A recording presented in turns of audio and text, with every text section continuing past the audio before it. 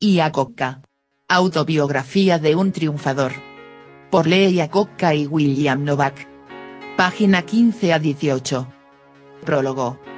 Van ustedes a leer el relato de la vida de un hombre al que el éxito le ha sonreído con creces. Sin embargo, en esta singladura no han faltado las circunstancias penosas ni las adversidades.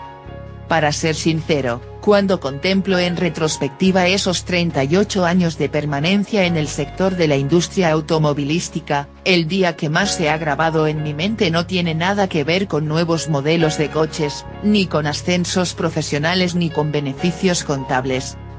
Yo era hijo de emigrantes, y a base de trabajar mucho conseguí llegar poco a poco hasta la presidencia de la Ford Motor Company. Una vez en el cargo tuve la impresión de que me hallaba en el techo del mundo, pero el destino me dijo: aguarda, que aún no hemos acabado contigo.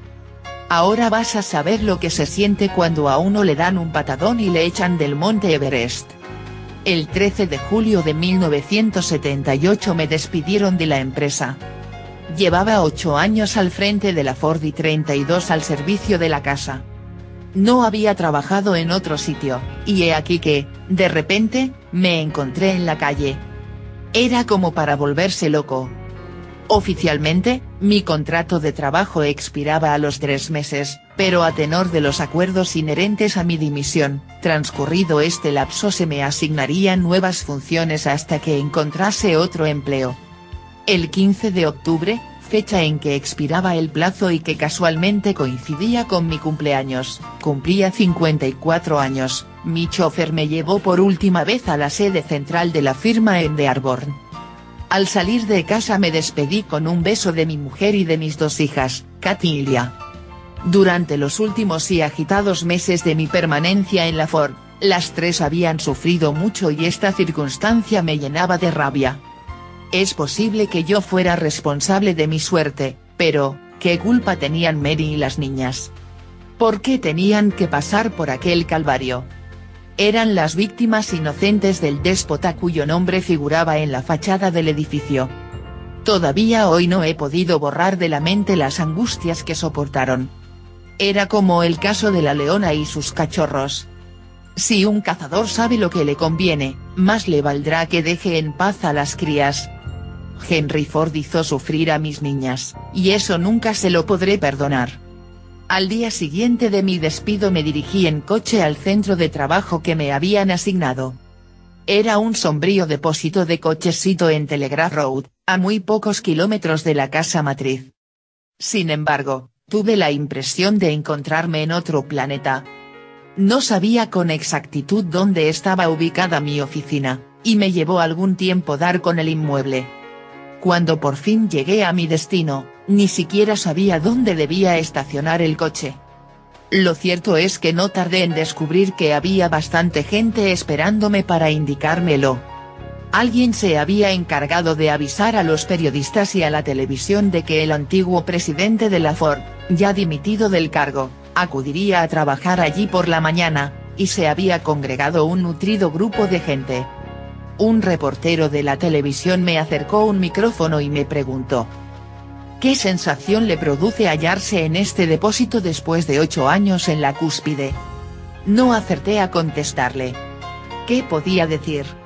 Pero cuando me hallé fuera del campo de foco de las cámaras, farfullé la verdad. Me siento hecho una porquería. Mi nuevo despacho era poco más que un cubículo con una mesa y un teléfono. Dorothy Carr, mi secretaria, me estaba esperando allí con lágrimas en los ojos.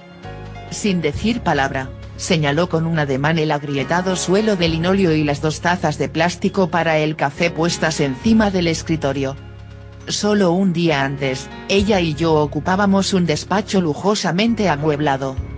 En efecto, la oficina del presidente de la compañía venía a ser del tamaño de una espaciosa suite de hotel.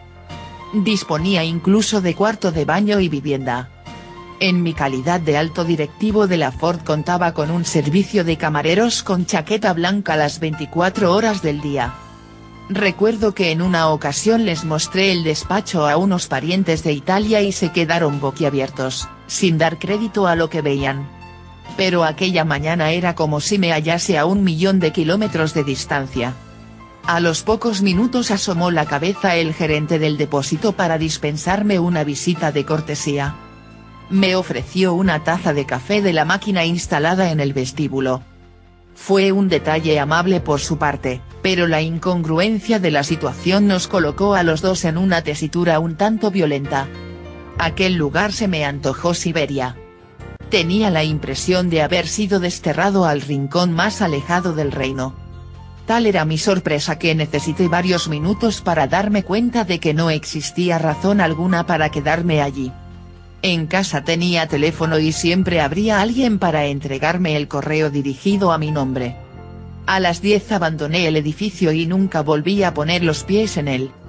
Esta humillación postrera era mucho peor que el hecho de haber sido cesado.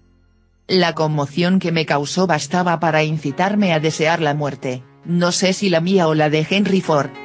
La verdad es que ni el asesinato ni el suicidio me pasaron por la mente, pero empecé a beber un poco más y mis temblores de manos se redoblaron. Tenía la sensación de que el mundo se abría bajo mis pies. En la vida uno encuentra a su paso millares de pequeñas encrucijadas, pero solo unas pocas bifurcaciones de importancia, instancias en las que uno debe reflexionar a fondo y encarar la realidad sin concesiones. Este era mi caso mientras me preguntaba qué hacer. ¿Abandonarlo todo y retirarme? Tenía 54 años y había recorrido un buen trecho. Por otra parte, no tenía problemas económicos, podía pasarme el resto de mis días jugando al golf. Hay momentos en la vida de una persona en que se logra levantar algo constructivo en medio de la adversidad. Hay veces en que las cosas se le ponen a uno tan mal que te ves obligado a agarrar al destino por el cuello y zarandearlo. Estoy convencido de que fue aquella visita mañanera al depósito de coches de la Ford lo que me indujo a aceptar la presidencia de la Chrysler un par de semanas más tarde. Me veía capaz de soportar el daño causado estrictamente a mi persona, pero aquella humillación intencionada de cara al público resultaba superior a mis fuerzas. Estaba lleno de ira, y no tenía más que una elección, encauzarla contra mí mismo, con las previsibles y calamitosas consecuencias, o hacer uso de esta energía y aplicarla a una empresa constructiva. «No pierdas la cabeza», repetía Mary. «Serénate. Cuando se pasan épocas de gran tensión y contrariedad, lo mejor es mantenerse ocupado, trocar la cólera y la energía en un factor positivo». Como luego se vio, fui a parar de Herodes a Pilatos. Un año después de haberme incorporado a la Chrysler, la compañía estuvo a punto de ir a la bancarrota.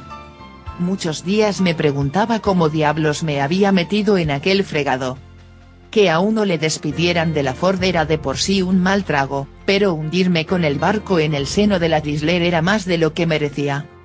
Por suerte, la Chrysler se salvó del naufragio y en la actualidad soy un hombre que goza de gran reputación. Lo curioso, sin embargo, es que todo hay que atribuirlo a la decisiva realidad de mi confinamiento en el mencionado depósito de automóviles. Con firmeza, suerte y la ayuda de numerosos y buenos elementos pude resurgir de las cenizas. Y ahora, sin más, paso a relatarles mi vida. Fin del prólogo.